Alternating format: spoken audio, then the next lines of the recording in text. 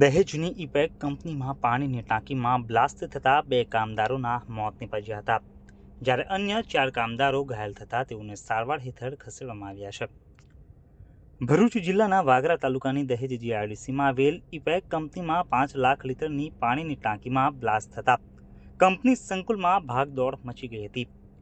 ઘટનામાં 2 કામદારોના મોત નીપજ્યા હતા, જ્યારે અન્ય 4 કામદારોને ઈજાઓ પહોંચી હતી. બનાવ અંગે પોલીસે તપાસ શરૂ કરી છે. બનાવ અંગે પ્રાપ્ત થતી માહિતી મુજબ દહેજ જીઆઈડીસીમાં આજરોજ એક મોટી દુર્ઘટના સર્જાઈ હતી. દહેજમાં આવેલ ઇપેક કંપનીમાં કામદારો કામ કરી રહ્યા હતા. તે દરમિયાન કંપનીમાં રહેલ 5 લાખ લીટરની પાણીની ટાંકીમાં અચાનક બ્લાસ્ટ થયો હતો, જેના કારણે કંપનીમાં એક સમયે અફડાતફડીનો માહોલ ઉદ્ભવ્યો હતો. પાણીની ટાંકીમાં બ્લાસ્ટ થતાં નજીકમાં કામ કરી રહેલા કુલ 6 જેટલા કામદારો ઘવાયા હતા, જે પૈકી 2 કામદારોના ગંભીર ઈજાઓના પગલે મોત નીપજ્યા હતા, જ્યારે અન્ય 4 જેટલા કામદારો ઈજાગ્રસ્ત થયા હતા. બનાવની જાણ થતાં જ પોલીસ કાફલો પણ ઘટના સ્થળે દોડી ગયો હતો અને બંને મૃતદેહને પોસ્ટમોર્ટમ અર્થે ભરૂચની સિવિલ હોસ્પિટલ ખાતે ખસેડ્યા હતા. તો બીજી તરફ ઈજાગ્રસ્ત કામદારોને સારવાર અર્થે ખસેડવામાં આવ્યા છે. બનાવની તપાસ દહેજ પોલીસ તેમજ सेफ्टी एंड हेल्थ विभाग चलावी રહ્યું છે.